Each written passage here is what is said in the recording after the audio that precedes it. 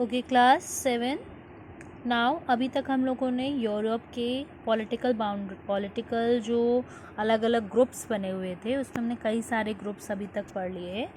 आज हम लोग पढ़ेंगे द लास्ट हमारा ग्रुप है वो है आपका British islands. The British Isles is made up of 5,000 islands in which the Great Britain and Ireland are the biggest ones.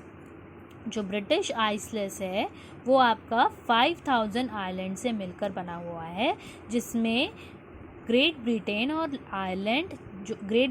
जो आइलैंड है वो सबसे बड़े हैं। सबसे बड़ा हमारा ग्रेट ब्रिटेन और आइलैंड ही सबसे बड़े आइलैंड्स हैं। It is made up of 2 main independent countries, the UK and the Republic of Ireland. ये दोनों जो आइलैंड्स हैं ये दो इंडिपेंडेंट कंट्रीज से मिलकर बने हुए हैं। कौन कौन सी? UK that is United Kingdom and the Republic of Ireland. The United Kingdom UK comprises of 2 main islands, the Great Britain and the Northern Ireland. Okay class, let's have a look in the map. मैं आपको थोड़ा सा एक guide कर रही हूँ कि United kingdom और आयरलैंड है कहाँ पे। ये हमारा यूरोप का मैप है, ठीक है। इसमें देखिए इधर साइड पे वेस्ट साइड में आपको देखने को मिलेगा that here we have Ireland and here we have United Kingdom. यहाँ यूनाइटेड किंगडम है और ये आयरलैंड है। अब हम लोग पूरा आयरलैंड और यूनाइटेड किंगडम के मैप में आ जाते हैं। See this is United Kingdom and Ireland. यहाँ पर दोनों बने हुए हैं ना। अब इससे आपको बहुत अच्छे से समझ में आएगा कि हम लोग ब्रिटिश आइसलैंड्स में कौन सी कंट्रीज़ के बारे, कौन से आइलैंड्स के बारे में बात कर रहे हैं। See here what is written. The United Kingdom UK comprises of 2 main islands, the Great Britain and the Northern Ireland. The Great Britain is made up of Scotland, England and Wales. देखिए जो United Kingdom है उसके 2 main islands हैं, एक तो है great Britain और दूसरा है नॉर्दर्न आइलैंड। देखिए यूनाइटेड किंगडम में 2 मेन आइलैंड्स हैं, एक तो नॉर्दर्न आइलैंड और दूसरा है ग्रेट ब्रिटेन। और ग्रेट ब्रिटेन आपका ये पूरा है, ठीक। यूनाइटेड किंगडम को ही हम ग्रेट ब्रिटेन कहते हैं, जिसमें उसके ग्रेट ब्रिटेन तीन अलग अलग आप कह सकते हैं इंडिपेंडेंट आइलैंड से मिलकर बना हुआ है। कौन कौन से? देखिए Great Britain is made up of Scotland, England and Wales. Scotland, England and Wales. Scotland, England and Wales, इन तीनों से मिलकर आपका ग्रेट ब्रिटेन बना हुआ है। इसका मतलब आप देख सकते हैं कि दैट पूरा जो आपका यूनाइटेड किंगडम है, नॉर्दर्न आयरलैंड को छोड़कर जो आपका पूरा यूनाइटेड किंगडम है वो पूरा ग्रेट ब्रिटेन है, ठीक। और नॉर्दर्न आइलैंड कहाँ पर बना हुआ है? ये नॉर्दर्न आइलैंड वाला जो इतना छोटा सा पार्ट है ये भी यूनाइटेड किंगडम के अंदर ही आता है। और बाकी जो बचा हुआ पार्ट है आयरलैंड का वो हमारा कहलाता है आयरलैंड रिपब्लिक। इसको क्या बोलते हैं? रिपब्लिक ऑफ आयरलैंड भी बोल सकते हैं और आयरलैंड रिपब्लिक, ऐसे उसको बोला जाता है रिपब्लिक ऑफ आयरलैंड, ठीक। There are 2 divisions of Ireland in which the southern part is called the Republic of Ireland and the northern part is a part of the UK and is called the Northern Ireland. अभी मैंने आपको बताया जो Ireland है वो 2 parts में divided है। एक तो ये नीचे वाला पार्ट जो सदर्न पार्ट है ये कहलाता है रिपब्लिक ऑफ आयरलैंड, और जो ऊपर वाला पार्ट है नॉर्दर्न आयरलैंड ये हमारा यूनाइटेड किंगडम का ही पार्ट है। Germany evolved as a country by unifying West Germany and East Germany. अब हम जर्मनी की बात करें तो जर्मनी हमारा कहाँ पर है? Let's be see in the map. देखिए ये जर्मनी है ना, यहाँ पर जर्मनी है फ्रांस के बगल में, ठीक।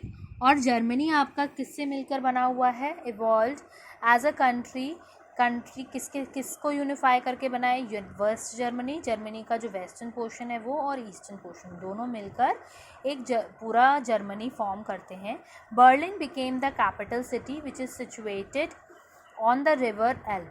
और जो बर्लिन है ये एक कैपिटल सिटी है किसकी? जर्मनी की, मतलब जर्मनी की कैपिटल है बर्लिन। और ये बर्लिन आपकी कहाँ पर बनी हुई है? River Elbe. देखिए बहुत ध्यान से देखिएगा स्टूडेंट्स, मैं आपको जूम करके दिखा रही हूँ। देखिए ये जर्मनी है आपका, ठीक है, दिस इज जर्मनी, और ये बर्लिन है, और ये हमारी है एल्ब रिवर। एल्ब रिवर दिख रही है सबको? एल्ब रिवर के ऊपर ही आपका क्या बना हुआ है? जर्मनी, देखिए ये है ना। तो जर्मनी, आप जर्मनी ये है, जर्मनी की कैपिटल क्या है? बर्लिन, और बर्लिन कौन सी रिवर पे बनी हुई है? Elbe river.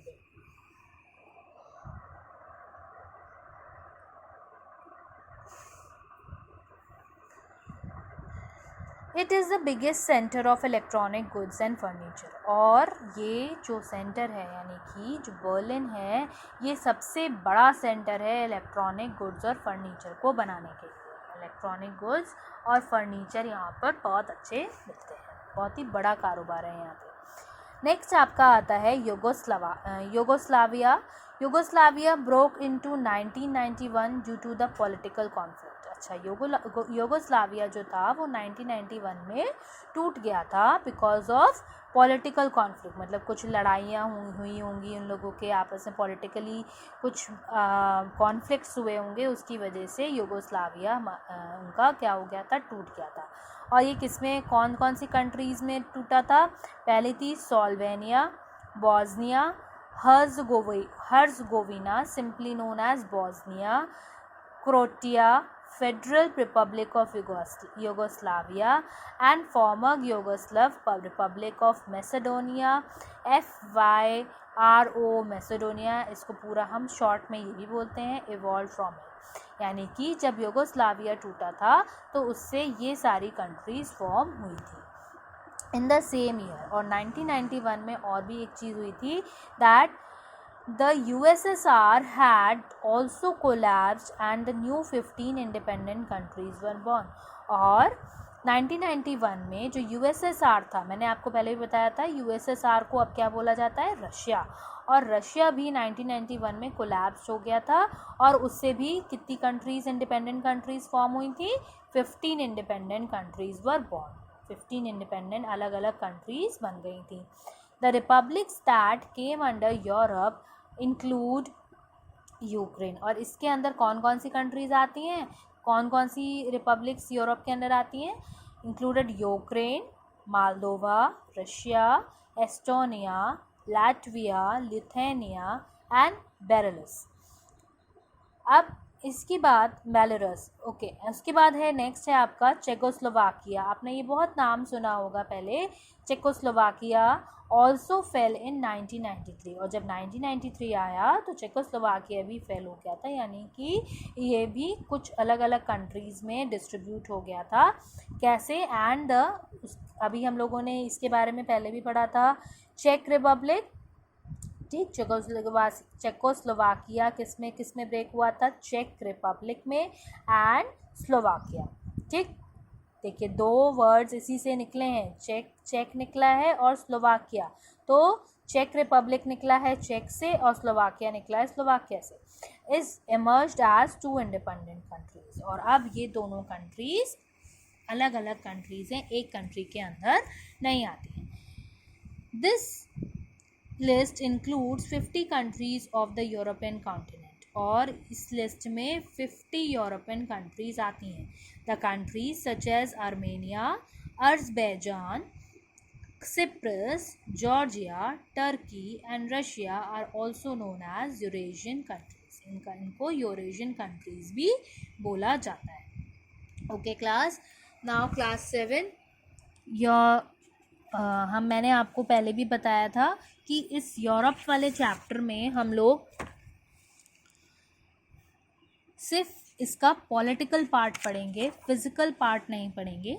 कल हम लोग इस चैप्टर के जो यूरोप नेशंस के कुछ कैपिटल्स हैं, ठीक है, उनके एरिया, पॉपुलेशन, डेंसिटी तो नहीं देखेंगे हम लोग, सिर्फ उसकी नेम, कुछ कंट्रीज़ के नेम। सारी कंट्रीज़ भी नहीं देख पाएंगे बिकॉज देयर आर 50 कंट्रीज़। कुछ इम्पॉर्टेंट कंट्रीज़ के नेम हम लोग देखेंगे और उसके साथ साथ उसकी कैपिटल भी देखेंगे, ठीक है।